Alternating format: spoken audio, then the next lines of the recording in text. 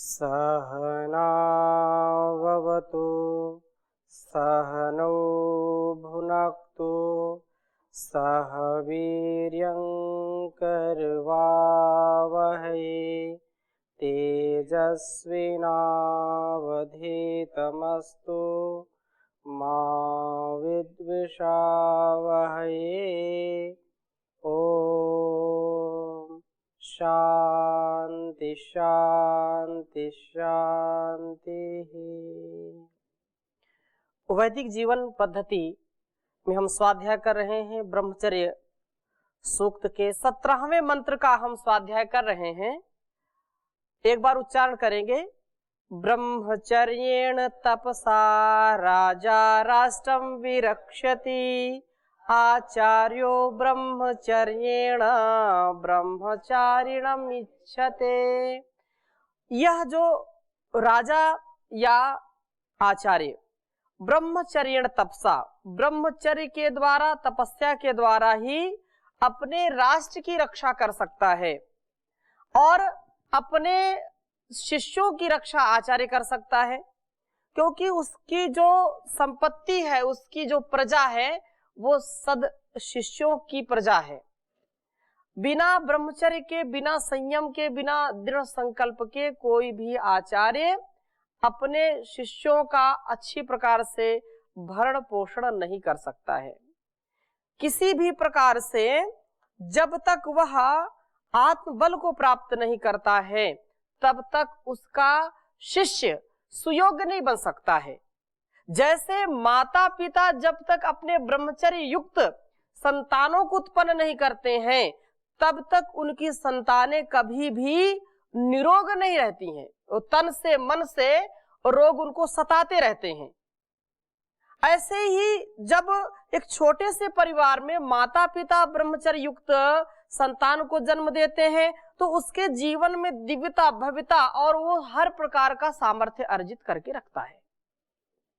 जब गुरुकुल में ब्रह्मचारी आता है, तो उसका जो गुरु है, उसका जो आचार्य है, वो उसकी माँ के समान होता है। वह उसका आचार्य होता है, उसका राजा होता है, उसका स्वामी होता है। और वह स्वामी जब ब्रह्मचर्य युक्त आचरण करता है, ब्रह्मचर्य से अपनी शक्तियों का जो है उत्कर्ष प्राप्त कर लेता है, तो जितना उत्कर्ष आचार्य का ज्ञान होगा, जितना महान ज्ञान आचार्य का होगा, उतनी ही उसकी संतान अर्थात उसकी शिष्य मंडली उन्नत होगी, उतने ही उसके शिष्य तेजस्वी होंगे। और जो आचार्य, जो तथाकथित आचार्य हैं, उनका आचार्यत्व काम नहीं आता जो स्वयं जितेंद्रीय नहीं है, स्वयं पुरुषार्थी नहीं है, स्वयं अपने जीवन को इन ऋषिकृत ग्रंथों के स्वाध्याय और शास्त्र अनुकूल जो नहीं बनाते हैं, वो कभी भी श्रेष्ठ आचार्य नहीं बन सकते हैं। और आगे चलते हैं तो कह रहे हैं कि तपसा ब्रह्मचर्य तपसा राजा राष्ट्रम विरक्षति। अब बड़े स्तर की हम बात करें तो वहां राजा जो होता है, वह जब तक अपने प्रजा को सुज्ञान से, सुविज्ञान से ओतप्रोत नहीं करता है, तब तक उसकी प्रजा कभी भी उन्नति को प्राप्त नहीं होती है। राजा स्वयं तपस्वी हो, राजा स्वयं ब्रह्मचर्य का पालन करता हो, स्वयं जितेंद्रीय हो, उसका जीवन समष्टि के लिए होता है, उसका जीवन प्रजा के लिए होता है, उसकी स्वयं की जो कर्तव्य निष्ठा है वो तो रहेगी ही रहेगी, लेकिन अपने स्वयं के जीवन से ज्यादा वो राष्ट्र की चिंता करे, अपने स्वयं के भरण पोषण से ज्यादा राष्ट्र के भरण पोषण की चिंता करे। जो राजा ब्रह्मचर्य से अपने जीवन को ओतप्रोत करके रखता है, जो राजा तपस्वी है, जो राजा निर्विकारी है, जो राजा बहुत ही वीर है, गंभीर है, धीर है, उत्साही है, जितेंद्रीय है, प्रजा पालक है, प्रजा को पुत्र के समान पालने वाला है, वह ब्रह्मचर्य का पालन करके ही इतना महान बन पाता है। क्योंकि बिना अच्छे राजा के अच्छा राज्य हो नहीं सकता। राजा का कर्तव्य यह है कि अपने राज्य में धन, धान्य, धर्म, ज्ञान का इतना वैभव बढ़ाए कि उसकी प्रजा बहुत ही उन्नत हो, बहुत ही, क्योंकि यहाँ पर और ज्यादा हम चर्चा करेंगे तो बहुत विस्तार हो जाएगा, इसकी चर्चा हम आगे और करेंगे। 2-3 आपके सामने राजा के क्या क्या गुण कर्म स्वभाव होने चाहिए, यह बहुत विशेष है। मनुस्मृति में भी महर्षि मनु ने राजा के बहुत कर्तव्य लिखे हैं, कभी इसकी चर्चा हम आगे करेंगे। तो यहाँ पर कहा कि राजा गुरु प्राण भृताम, केवल राजा राष्ट्र का ही नहीं सभी प्राणियों का रक्षक होता है वो, इसीलिए उसको क्षत्रिय कहते हैं। वो छात्र अपने जो है छात्र धर्म का पालन करे सदा। ये महाभारत का एक वचन है, लिख लीजिए आप इसको, बहुत उन्नत है ये।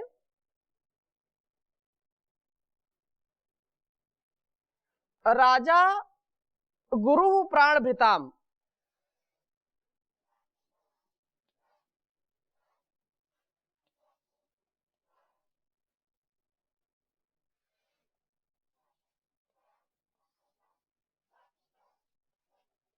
राजा गुरु प्राण भृताम।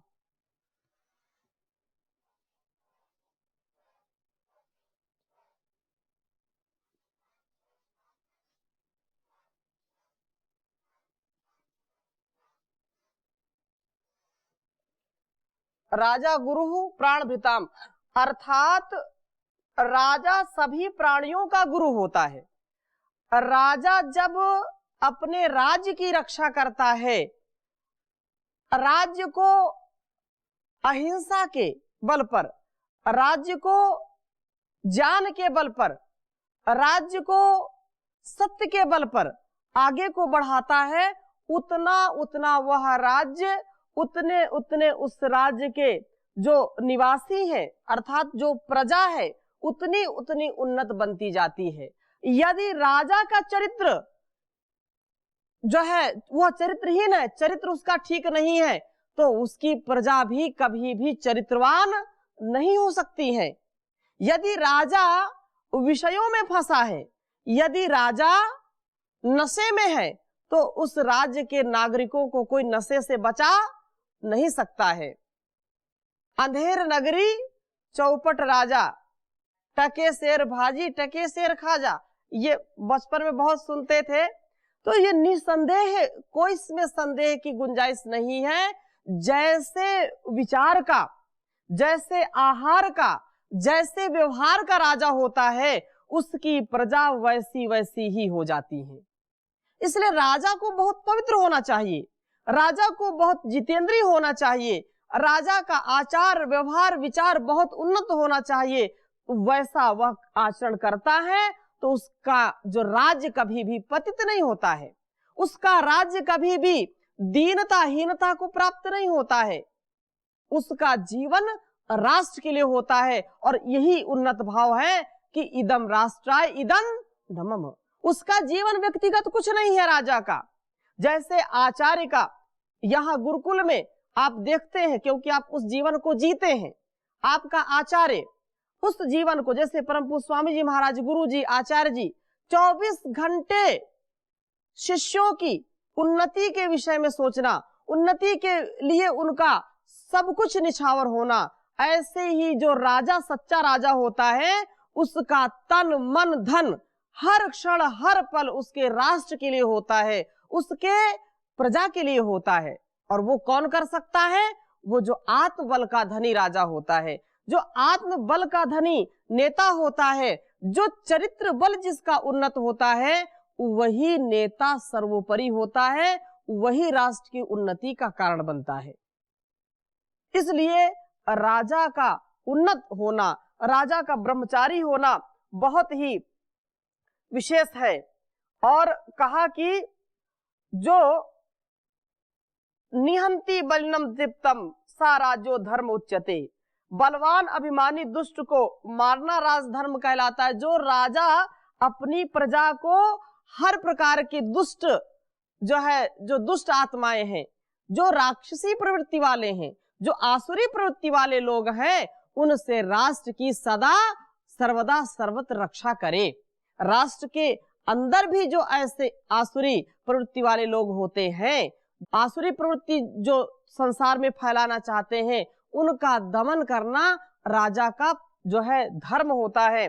और इसी के कारण वह राज्य बहुत ही उन्नत होता है, जो राजा हमेशा अपने प्रजा हित में लगा रहता है।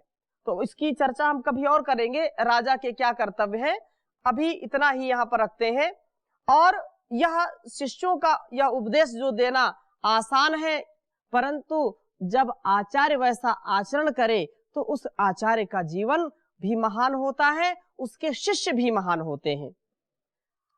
तो अगले मंत्र का हम स्वाध्याय करेंगे। बहुत यह अच्छा मंत्र है, 18वां मंत्र।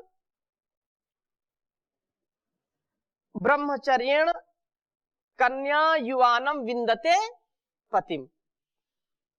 आज की जो परिस्थिति है और प्राचीन काल की जो स्थिति थी, उन दोनों में सामंजस्य और जो एक शुद्ध पवित्र परंपरा है, उसके विषय में यहाँ पर इस मंत्र में संकेत कर रहे हैं।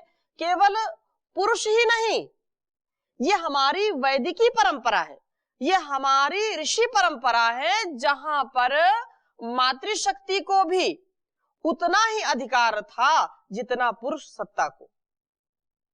कभी भी दीनहीन अवस्था को हमारी भारतीय जो मातृशक्ति है, कभी भी जो यहाँ की जो परंपरा, यहाँ की जो संस्कृति है, वो बराबर कदम से कदम मिलाकर, कंधे से कंधे मिलाकर के हर क्षेत्र में सदा आगे रही है। तो इसी का एक दिग्दर्शन आप यहाँ देख सकते हैं। वेद भी जिसकी आज्ञा देता है,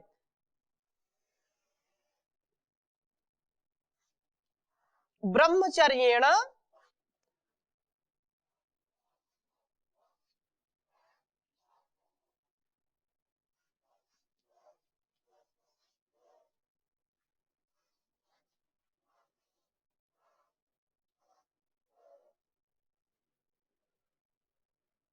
कन्या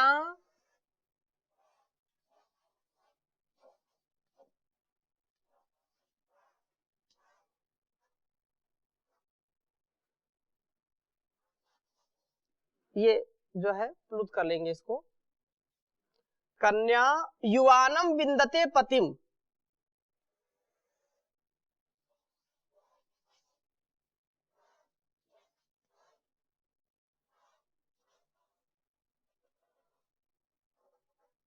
युवानम विंदते पतिम।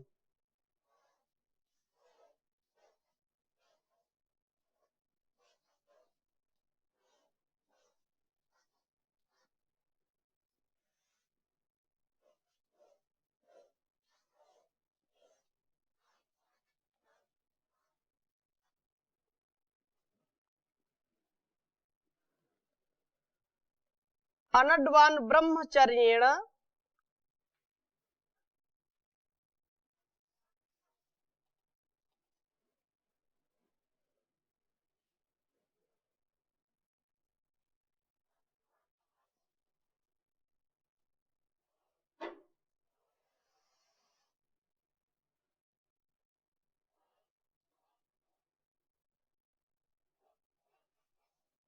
अनड्वान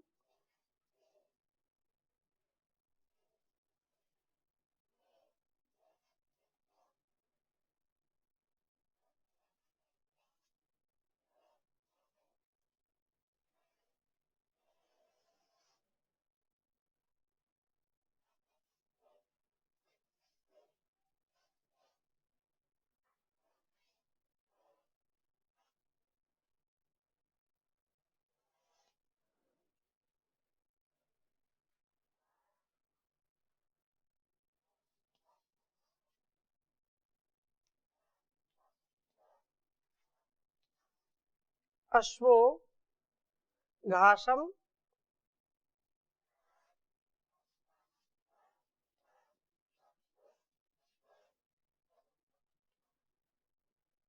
जिगीर्षति। एक बार उच्चारण करेंगे। ब्रह्मचर्येण कन्या युवानं विन्दते पतिम्।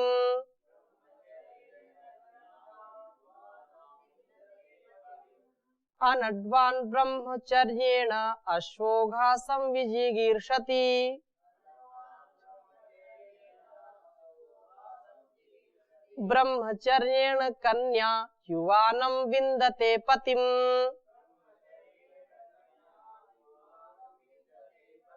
अनड्वान् ब्रह्मचर्येण अश्वोघासं जिगीर्षति।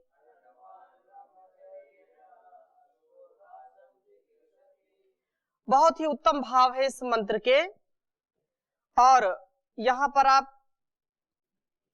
स्वयं इस मंत्र पर विचार करेंगे कि कितनी उदात्त भावना है। ब्रह्मचर्येण कन्या युवानं विन्दते पतिम। यहाँ की जो संस्कृति है, जो ईश्वर का आदेश है, जो उपदेश है, जो संदेश है, वो किसी व्यक्ति विशेष के लिए नहीं है, किसी जो है क्षेत्र विशेष के लिए नहीं है, किसी राष्ट्र विशेष के लिए नहीं है, किसी समुदाय संप्रदाय विशेष के लिए नहीं है। इन सभी वादों से उठ करके वेद सर्व कल्याण के लिए, समष्टि के लिए, इस जग के लिए सभी का जो मूल मंत्र है, सभी के कल्याण का जो सफलता का जो उपदेश है, वह वेद उपदेश है। इसलिए कहा वेदो अखिलो धर्म मूलम। वेद अखिल धर्म मूल है। ऐसा कोई भी ज्ञान विज्ञान नहीं है जो इससे अलग हो। सभी कर्तव्यों का, सभी धर्म का मर्म वेदों में छिपा है। तो यहां पर कहा कि कन्या ब्रह्मचर्येण, ब्रह्मचर्य से ही युवानम, पति जो नौजवान पति है, विन्दते प्राप्त करती है। अनड्वान अश्वः, बैल घोड़ा ब्रह्मचर्य से ही घासम जिगीर्षति, घास खाना चाहता है, अर्थात भोक्तृत्व को प्राप्त करना चाहता है।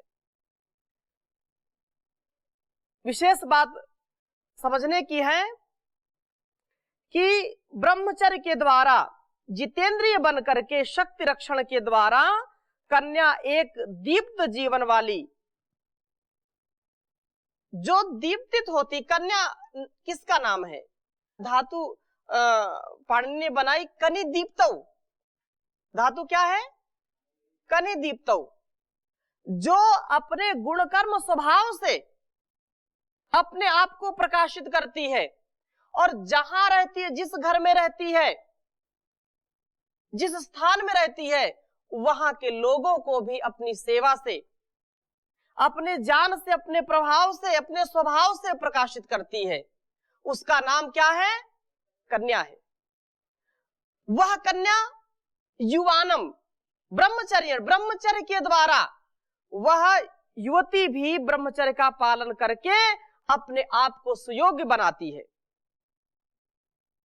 उन बहनों से, उन भाइयों से हम अपेक्षा कर सकते हैं जो इस चीज को धारण करने के लिए कटिबद्ध हैं। वे युवक युवतियां जो इस जीवन को जी करके वास्तव में अपने जीवन में सुख का आधान करते हैं, अपने जीवन में उत्कृष्ट भावों का आधान करते हैं, उनको संजो करके अपने व्यक्तित्व को बढ़ा करके जो इस संसार में दिव्यता को फैलाते हैं, वो कोई साधारण व्यक्ति नहीं होते, वो कोई साधारण युवक युवतियां नहीं होते। वे ब्रह्मचर्य से ओतप्रोत युवक युवतियां ही राष्ट्र की दशा और दिशा को बदलने का सामर्थ्य रखते हैं। जो गिरे हैं, जिनके हीन विचार हैं, जिनकी हीन सोच है, वे क्या अपने आप को नहीं उठा सकते, तो राष्ट्र को उठाने की हम बात कैसे कर सकते हैं? अपने आप को जो नहीं संभाल सकते हैं, वो राष्ट्र की कैसे कल्पना कर सकते हैं? लेकिन यहां पर क्या विशेष बात कही जा रही है कि वो जो कन्या जो स्वयं दीप्तित है, जो प्रकाशित है, वह ब्रह्मचर्य का पालन करके इस जो है युवानम विंदते पतिम, अपने जो है युवा पति को जो है रोग आदि बुराइयों से रहित, शक्ति आदि उत्तम गुण से युक्त पति को विंदते, उसका वर्ण करती है। देखो बात एक एक शब्द में बड़ा विज्ञान छिपा है, इसको समझने का प्रयास करें, जितनी इसकी व्याख्या की जाए उतनी कम है। एक एक शब्द पर घंटों तक बोला जा सकता है, इतना गुण रहस्य है। कन्या शब्द के बाद यहां पर शब्द आया युवानम, युवानम विंदते पतिम, युवा को ही वो पति चुने जिसकी इंद्रियां शिथिल हो गई हैं, जो वृद्धापन को प्राप्त हो गया है, जो राष्ट्र के लिए, समाज के लिए, अपने परिवार के लिए ही नहीं सक्षम होगा, वो उसकी रक्षा कैसे करेगा। जो स्वयं की, जिसकी इंद्रियां शिथिल हैं, स्वयं चल फिर नहीं सकता है, वह उस पत्नी की क्या रक्षा कर सकता है। जो अपने आप की रक्षा नहीं करेगा, पत्नी की रक्षा नहीं कर सकता, उससे बच्चे भी उत्पन्न होंगे, उनकी भी रक्षा नहीं कर सकता है, परिवार की रक्षा नहीं करेगा, समाज की नहीं कर पाएगा। तो ऐसे पति का चयन कदापि नहीं करना।